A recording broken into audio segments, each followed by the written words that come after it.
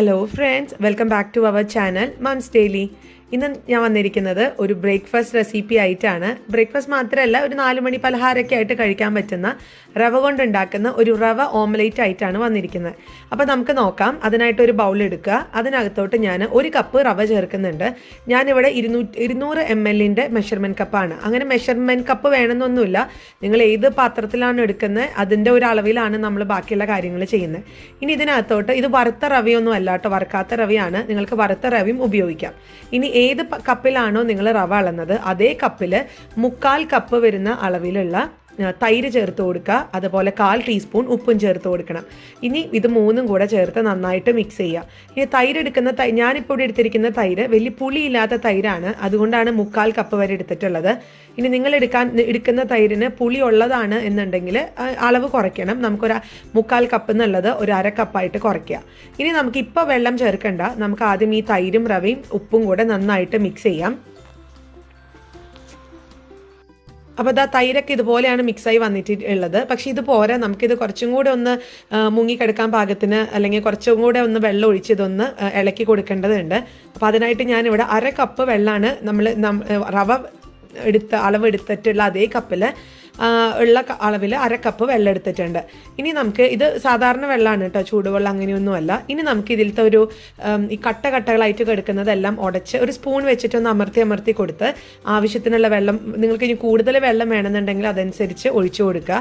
സാധാരണ ദോശയ്ക്കൊക്കെ നമ്മൾ നല്ല കട്ടിയായിട്ട് മാവ് ഉണ്ടാക്കത്തില്ലേ, അതേ കൺസിസ്റ്റൻസി തന്നെയാണ് ഇതിനും വേണ്ടത്. അപ്പോൾ ഇതാ ഞാനിവിടെ ഈ സ്പൂണിൻ്റെ പുറകുവശം വെച്ചിട്ടാണ് ആ കട്ടകളെല്ലാം ഉടച്ചു കൊടുക്കുന്നത്. റവയാണ്, പെട്ടെന്ന് കട്ട കുത്തും. അപ്പോൾ ഇതാ ഇനി നമുക്ക് ഈ ഒരു ബാറ്റർ 10 മിനിറ്റ് എങ്കിലും ഒന്ന് റെസ്റ്റ് ചെയ്യാൻ വെക്കണം.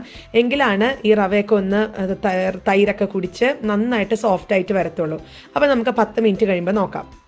അപ്പോൾ ഇതാ അങ്ങനെ ഇവിടെ 10 മിനിറ്റ് കഴിഞ്ഞിട്ടുണ്ട്. റവയൊക്കെ ഇച്ചിരിയും കൂടെ കണ്ടോ നല്ല തിക്കായിട്ട് ഈ ഒരു സ്റ്റേജിൽ വരും. കുറച്ചും കൂടെ വെള്ളം അതിങ്ങനെ കുടിക്കും. അപ്പോൾ അങ്ങനെ വരുമ്പോഴത്തേക്കും നമുക്ക് കുറച്ചും കൂടെ വെള്ളം ആഡ് ചെയ്യേണ്ടതുണ്ട്. അപ്പോൾ ആദ്യം നമ്മൾ 1/2 കപ്പ് വെള്ളം ചേർത്തു. ഇനി അടുത്തത് ഞാൻ 1/4 കപ്പും കൂടെ വെള്ളം ചേർത്ത് ഒന്നും കൂടെ ഇത് മിക്സ് ചെയ്ത് ആ ഒരു ഞാൻ പറഞ്ഞ പോലെ നമ്മൾ ദോശയ്ക്കൊക്കെ മാവ് ഉണ്ടാക്കുന്ന ആ ഒരു കൺസിസ്റ്റൻസിയിലോട്ട് ഇതിന് ആവശ്യത്തിനുള്ള വെള്ളം ഒഴിച്ച് കൊണ്ടുവരണം. ഇനി ഇതിനകത്തോട്ട് നിങ്ങൾക്ക് ഇഷ്ടമുള്ള വെജിറ്റബിൾസ് ചേർക്കാം. ഞാനിപ്പോൾ ഇവിടെ മഞ്ഞ കളറുള്ള ക്യാപ്സിക്കം ഒരു 1.5 ടീസ്പൂൺ ഉണ്ടാവും, കുറച്ചേ ചേർക്കുന്നുള്ളൂ. പിന്നെ ചേർക്കുന്നത് ചുവന്ന കളറുള്ള ക്യാപ്സിക്കം. അത് ഞാൻ ക്യാപ്സിക്കത്തിൻ്റെ എല്ലാ കളറുകളും എടുത്തിട്ടുണ്ട് കേട്ടോ. പിന്നെ ഞാൻ ചേർക്കുന്നത് ഇതേപോലെയുള്ള ബീൻസ്, ചെറുതായിട്ട് അരിയ ബീൻസൊക്കെ ചേർക്കുവാണെങ്കിൽ. പിന്നെ ക്യാരറ്റ് എടുത്തിട്ടുണ്ട്. ക്യാരറ്റും ഈ പറഞ്ഞ കണക്ക് വളരെ ചെറുതായിട്ട് വേണം അരിയാനായിട്ട്. നിങ്ങൾക്ക് ക്യാബേജ് ചേർക്കണമെന്നുണ്ടെങ്കിൽ ക്യാബേജ് ചേർക്കാം. ഇപ്പോൾ ഞാൻ ചേർക്കുന്നത് സവോളയാണ്. അതൊരു 2 ടീസ്പൂൺ അളവിലുള്ള സവോള. നിങ്ങൾക്ക് ഏത് പച്ചക്കറിയാണ് കൂടുതൽ ഇഷ്ടം അത് ചേർക്കുക. പിന്നെ ഒരു 1/2 ടീസ്പൂൺ വരുന്ന രീതിയിലുള്ള ഇഞ്ചി ചെറുതായിട്ട് അരിഞ്ഞത്, അതുപോലെ മല്ലിയില അരിഞ്ഞത് ചേർക്കുന്നുണ്ട്. മല്ലിയിലയുടെ ഫ്ലേവർ ഇഷ്ടമല്ലെങ്കിൽ കറിവേപ്പിലാണെങ്കിലും ചേർത്ത് കൊടുക്കാം. പിന്നെ ഞാനിവിടെ ചേർക്കുന്നത് 1/2 പച്ചമുളക്, ഒരു പച്ചമുളകിൻ്റെ പകുതി ചെറുതായി മുറിച്ച് ചേർത്ത് കൊടുത്തിട്ടുണ്ട്. പിന്നെ ചേർക്കുന്നത് ഇതുപോലത്തെ ഉണക്കമുളകാണ്.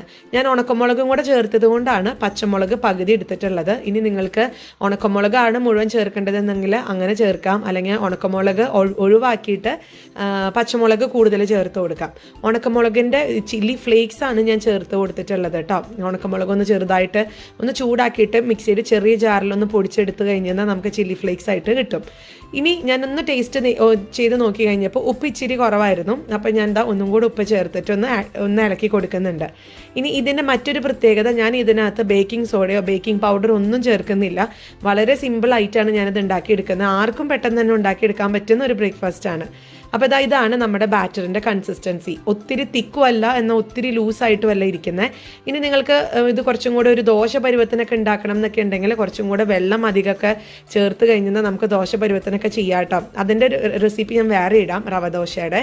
ഇനി നമുക്ക് ഞാനൊരു പാത്രം എടുത്തിട്ടുണ്ട്. ഞാനിപ്പോൾ ഇവിടെ ഒരു കാസ്റ്റഡ് അയേണിൻ്റെ പാത്രമാണ് എടുത്തിരിക്കുന്നത്. പക്ഷേ എനിക്കൊരു അബദ്ധം പറ്റിപ്പോയത് എന്താണെന്ന് ഞാനിപ്പോൾ കാണിക്കാൻ പെട്ടെന്ന്. അതെന്താണെന്ന് വെച്ചാൽ നമ്മളെപ്പോഴും നോൺ സ്റ്റിക്ക് പാത്രം എടുക്കുന്നതായിരിക്കും ഏറ്റവും നല്ലത്. അതാവുമ്പോഴത്തേക്കും അടിയൊന്നും പിടിക്കില്ല എന്ന് മാത്രമല്ല പെട്ടെന്ന് വിട്ട് കിട്ടുകയും ചെയ്യുമല്ലോ നോൺ സ്റ്റിക്ക് പാത്രത്തിൽ. പക്ഷെ ഞാൻ ഇന്നിപ്പോൾ ഇവിടെ ഈ ഒരു പാത്രത്തിൽ ഉണ്ടാക്കിയതുകൊണ്ട് കുറച്ച് ബുദ്ധിമുട്ടി ഞാനിതൊന്ന് തിരിച്ചിടാൻ വേണ്ടിയിട്ട്. അപ്പോൾ അത് ഞാൻ കാണിക്കാം കേട്ടോ. അപ്പം നമ്മൾ ഈ ഒരു പാനിൽ ഒഴിക്കുന്നതിന് മുൻപ് നെയ്യോ അല്ലെങ്കിൽ എണ്ണയോ ഒന്ന് തടവി കൊടുക്കുക. അതിനുശേഷമാണ് ഞാനിവിടെ നല്ല കട്ടിയിലാണ് മാവ് ഒഴിച്ചിട്ടുണ്ടായിരുന്നത്. അങ്ങനെ തന്നെയാണ് ഇത് ഒഴിക്കേണ്ടതും. ഇതൊരു എന്താ പറയുക, നല്ലൊരു തട്ടുദോശയെക്കാളും ഇച്ചിരി കട്ടിയായിട്ടുള്ള രീതിയിൽ ഉണ്ടാക്കുന്നതാണ് ഏറ്റവും നല്ലത്. അപ്പോൾ ഇനി ഇതിൻ്റെ ഒരു അടിവശമൊക്കെ ഒന്ന് നന്നായി വെന്ത് വരുന്നത് വരെ നമുക്കൊന്ന് വെയിറ്റ് ചെയ്യാം. ഇവിടെ ഇപ്പോൾ അടിയൊക്കെ നന്നായിട്ട് വെന്തിട്ടുണ്ട്. ഞാൻ ചെറുതായിട്ടൊന്ന് പൊന്തിച്ച് നോക്കി കഴിഞ്ഞപ്പോഴത്തേക്കും നല്ലൊരു ബ്രൗൺ കളറിലൊക്കെ വന്നിട്ടുണ്ട്. പക്ഷേ എനിക്ക് അതൊന്ന് പാത്രത്തിൽ നിന്ന് വിട്ട് കിട്ടാനായിട്ട്, ഞാൻ എണ്ണയൊക്കെ നന്നായിട്ട് പുരട്ടിയതാണ്, എങ്കിൽ പോലും വിട്ട് കിട്ടാൻ ഇച്ചിരി ഒരു ബുദ്ധിമുട്ടുണ്ടായിരുന്നു. അപ്പോൾ അതുകൊണ്ടാണ് ഞാൻ ഈ ഒരു സ്പാച്ചില വെച്ചിട്ട് അതിങ്ങനെ പതുക്കെ അതൊന്ന് വിടിവിച്ച് കൊണ്ടുവരുന്നത്. അപ്പോൾ ഞാനിതൊന്ന് തിരിച്ച് മറിച്ചൊന്നിടുന്നുണ്ട്. ഇതാ കണ്ടോ, മറിച്ചിട്ട് കഴിഞ്ഞപ്പം ഇങ്ങനെയാണ് അവസ്ഥ. അത് കുറച്ച് ഭാഗം അങ്ങ് ഒട്ടിപ്പിടിച്ചിരുന്ന് പോയി. അത് ഞാൻ എന്തുമാത്രം അതിങ്ങനെ വിടിവിക്കാൻ നോക്കിയിട്ടും അതങ്ങനെ പറ്റിയിരുന്നു കൊണ്ടാണ് നമുക്ക് അതൊരു കറക്റ്റ് വിട്ടു പോകുന്നത്. അപ്പം അതുകൊണ്ട് ഞാൻ ബാക്കിയുള്ളതൊക്കെ ഈ പറഞ്ഞ പോലെ നോൺ സ്റ്റിക്ക് പാനിലാണ് ഞാൻ ഉണ്ടാക്കുന്നത്. അപ്പോൾ അതും കൂടെ കാണിക്കാം കേട്ടോ. അപ്പോൾ ഇത് ഇങ്ങനെയാണ്, നല്ല തിക്കായിട്ട് വരും. നമ്മൾ കുഴിയുള്ള പാത്രത്തിലൊക്കെ ഉണ്ടാക്കുവാണെങ്കിൽ നല്ല രസത്തിൽ വരും. അപ്പോൾ ഇനി ഞാൻ ചെയ്യാൻ പോകുന്നത്, ഇതുപോലത്തെ ഒരു നോൺ സ്റ്റിക്ക് പാത്രം എടുത്തു, അതിനകത്ത് ആവശ്യത്തിനുള്ള എണ്ണ ഒഴിച്ചു. നെയ്യ് ചേർക്കുവാണെങ്കിൽ ഇച്ചിരി കൂടി രുചി കൂടുതലാണ്. ഇനി നമുക്ക് ഇതിനകത്തോട്ട് നമ്മുടെ ബാറ്റർ ഒന്ന് ഒഴിച്ചു കൊടുക്കണം.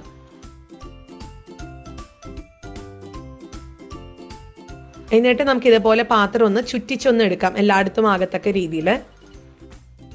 ഞാൻ അല്പം മല്ലിയിലും കൂടെ ചെറുതായിട്ട് അരിഞ്ഞത് ഇതിൻ്റെ മേലെ ഒന്ന് ഇട്ട് കൊടുക്കുന്നുണ്ട്. നിങ്ങൾക്ക് തക്കാളിയൊക്കെ ഇഷ്ടമാണെന്നുണ്ടെങ്കിൽ ഈ ഒരു സമയത്ത് തക്കാളിയൊക്കെ നമ്മൾ ഊത്തപ്പൊക്കെ ഉണ്ടാക്കുന്നത് പോലെ തന്നെ ആഡ് ചെയ്ത് കൊടുക്കാം. ഇനി ഇതാ ഞാൻ അല്പം എണ്ണ ഇതിൻ്റെ മേലെ ഒന്ന് ഒഴിച്ചു കൊടുക്കുന്നുണ്ട്. അതിനുശേഷം ഞാനൊന്ന് സൈഡൊക്കെ നോക്കി കഴിഞ്ഞപ്പോഴത്തേക്കും കണ്ടോ ഇത് ആയിട്ടുണ്ട്. എന്നിട്ട് ഇതുപോലെ തിരിച്ചിട്ടിട്ടുണ്ട്. ഇതിനൊരു പ്രശ്നമില്ലായിരുന്നു, നോൺ സ്റ്റിക്ക് പാത്രം ആയതുകൊണ്ട് തന്നെ നമുക്ക് ഈസി ആയിട്ട് തിരിച്ചിടാനും പറ്റി. ഇനി നമുക്ക് ചെയ്യാനുള്ളത് ഒരു കൊച്ചു സൂത്രമാണ്. അപ്പോൾ അതിന് മുൻപ് ഞാനിതൊന്ന് അല്പം കൂടെ എണ്ണ ഇതിൻ്റെ പുറകെ ഒന്ന് തേച്ച് കൊടുക്കുന്നുണ്ട്. അതിനുശേഷം ഇതിൻ്റെ നടുവിൽ ഞാനൊരു കയ്യിൽ വെച്ചിട്ട്, നമ്മൾ കറികൾക്കൊക്കെ ഇളക്കുന്ന കയ്യിൽ വെച്ചിട്ട് ഒരു ചെറുതായിട്ട് ഒരു ക്രോസ് വരച്ചു കൊടുക്കുന്നുണ്ട്. ക്രോസ് അല്ല, ഒരു പ്ലസ് പോലെ ഞാൻ വരച്ചു കൊടുക്കുന്നുണ്ട്. അതിനായിട്ട് മുഴുവനോടുകൂടെ വരയ്ക്കരുത്, ഇതിൻ്റെ പകുതി അറ്റത്തൊന്നും മുട്ടാതെ ഇതൊന്ന് നമുക്ക് ഒരു പ്ലസ് പോലെ ഒന്ന് വരച്ചു കൊടുക്കാം. ഇതിനകത്തോട്ട് നമ്മളിനി ബട്ടർ ഒന്ന് ചേർക്കുന്നുണ്ട്. അത് അങ്ങനെ ചെയ്യണമെന്ന് ഒരു നിർബന്ധമൊന്നുമില്ല കേട്ടോ. ഇത് അങ്ങനെ ചെയ്യാൻ ഇങ്ങനെ കഴിക്കാൻ തന്നെ സ്വാദാണ്. പിന്നെ ഇതൊരു ജസ്റ്റ് ഒരു പ്രസൻറ്റേഷനൊക്കെ വേണ്ടിയിട്ട് ഞാൻ ഇതുപോലെ ഒന്ന് നടുവേ ഒന്ന് മുറിക്കല്ല, ഒന്ന് ഒരു വര പോലെ വരച്ച് വെച്ചിട്ടുണ്ട്. എന്നിട്ട് നമുക്ക് ഇതിനകത്തോട്ട് ബട്ടറോ നെയ്യോ ചേർക്കാം. ഞാനിവിടെ ബട്ടറാണ് ചേർത്തിരിക്കുന്നത്. നെയ്യ് ചേർക്കുന്നതാണ് ഏറ്റവും നല്ലത്, പക്ഷെ ഞാൻ ബട്ടർ ചേർത്തു എന്ന് മാത്രം.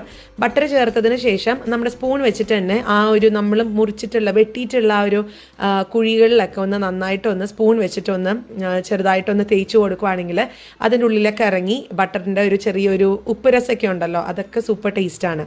അപ്പോൾ ഇതാ ഞാൻ ഇതുപോലെ ഒന്ന് കണ്ടോ, ഞാൻ സ്പൂൺ വെച്ചിട്ട് അതിൻ്റെ വിടവുകളിൽ കൂടിയൊക്കെ ഒന്ന് തേച്ച് കൊടുക്കുന്നുണ്ട്.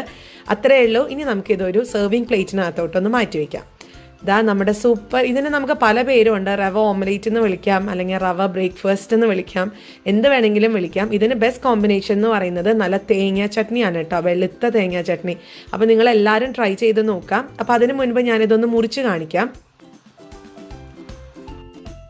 ഇതാ കണ്ടില്ലേ, നല്ലൊരു സൂപ്പർ ആയിട്ടുള്ള നല്ല ഫില്ലിംഗ് ആണ്, നല്ല ഹെൽത്തിയും ആണ്. നിങ്ങളെല്ലാവരും ട്രൈ ചെയ്ത് നോക്കാം.